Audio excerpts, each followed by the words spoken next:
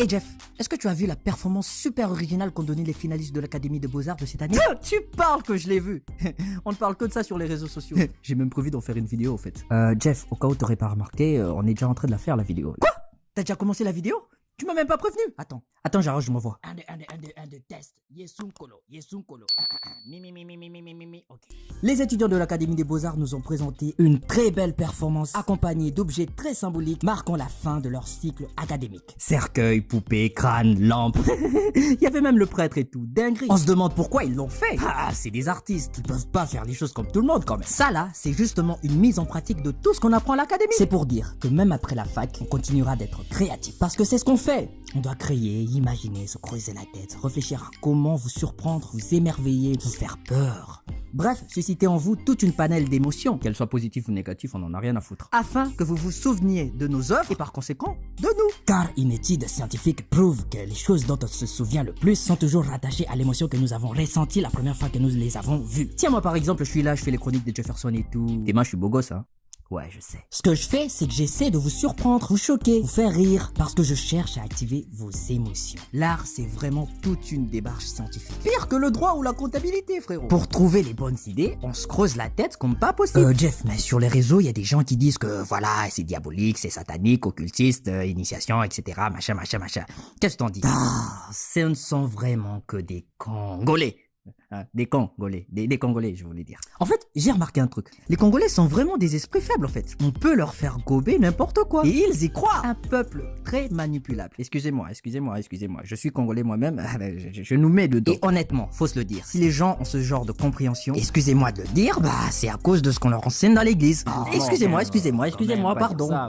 Vas-y doucement. Je veux pas de débat, c'est une observation, voilà. J'insulte personne, en fait. Pardon, mais il faut se le dire. C'est les pasteurs qui vous enseignent à tout diaboliser, tout mystifier, voilà, et ça bloque votre réflexion devant l'art, devant les œuvres. Parce que honnêtement, demande à n'importe quel enfant de 8 ans qui vit en Amérique ou en Europe ce qu'il comprend en voyant cette performance des étudiants de l'Académie des Beaux-Arts. Il te dira tout bonnement que ça symbolise simplement l'enterrement de la vie estudiantine. Aussi simple que ça, frérot. C'est-à-dire, le Congolais, on est vraiment en dessous de la moyenne de la réflexion d'un être humain normal. C'est pas possible, c'est grave les mecs, c'est grave.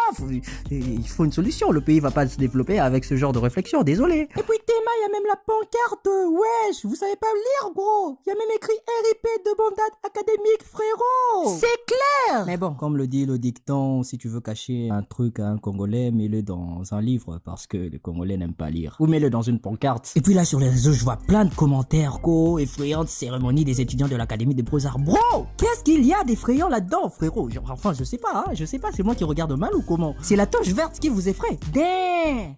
Baloba, le toche to la toche. Bon, bref. Donc, si je comprends bien, en résumé, vous tous là, toute la ville, hein, bon, pour la plupart des gens en tout cas, hein, les grands messieurs et les grandes dames comme vous, sans compter ceux qui prient, hein, vous avez peur d'un petit groupe de jeunes habillés en toge. Ok. Bon, déjà le toge, si c'est satanique, alors on est tous dedans.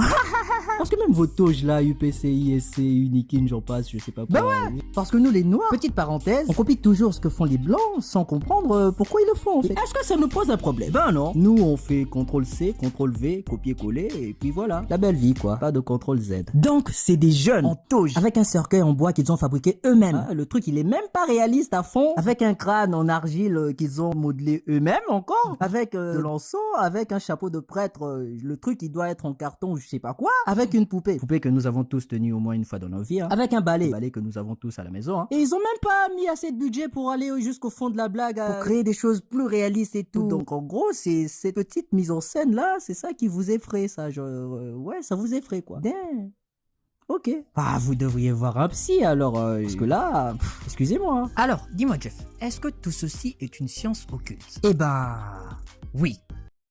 Vous savez pourquoi? Parce que trop souvent, Bissoba Congolais, on aime employer des mots dont on ne connaît pas la signification ni le sens. Alors, pourquoi je dis que c'est une science occulte? Parce que pour vous qui faites le droit, la médecine, la comptabilité, bref, tous ces trucs ennuyeux, l'art sera toujours une science occulte. Parce que ce sont des connaissances qui vous sont cachées, imperceptibles, incompréhensibles, c'est sombre.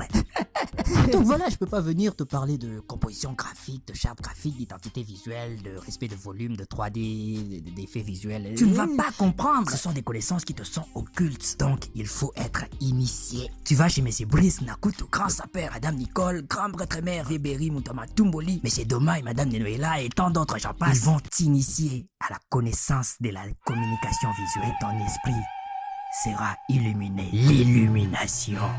Jeff, tu me fais peur là. Ta gueule! Écoute, ils vont te mettre dans l'eau, ils vont te baptiser au nom du Père, du Fils et du Saint-Design en tant que communicateur visuel à impacter dans son pays et à conquérir le monde. El Mundo. Ok, là on l'a carrément perdu. Ok tout le monde, c'est la fin de la vidéo. Toi, ta gueule! Je n'ai pas fini. Dans la loge de la communication visuelle, les conditions sont très simples. Tu dois faire des sacrifices. Tu parles de sacrifice? Oui, tu dois sacrifier ton temps, ton énergie, ta paresse, ta distraction.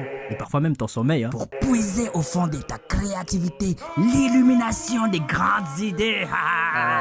Ok. Et tu dois faire un pacte. Un pacte? Oui, tu dois faire un pacte avec ton ordinateur, un pacte avec ta palette graphique, un pacte avec ton carnet de direction artistique, afin que tu les trimbales tous les jours, partout où tu vas, afin que vous ne formiez qu'un. Et ainsi tu seras élevé au rang de grand maître de la sorcellerie de la loge de la communication visuelle.